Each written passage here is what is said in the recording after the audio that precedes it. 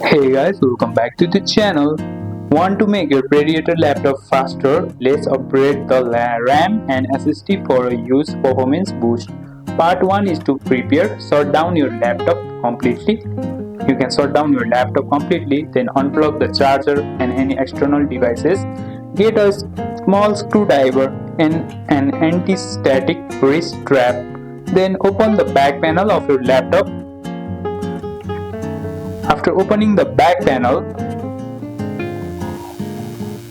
locate the RAM slots, usually covered with a shield. Push the clips aside to release old RAM. After opening the back panel, you will locate the RAM slots, then usually covered with a shield. Then push the clips aside to release the old RAM. Insert the new RAM at a 45-degree angle. Then press down until it clicks.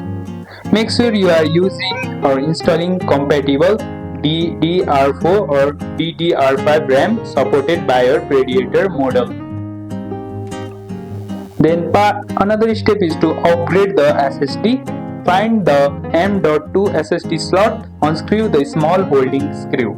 Then slide the new SSD in an angle, then screw it down. If replacing the old SSD, remember to clone your data or prepare for a fresh Windows install.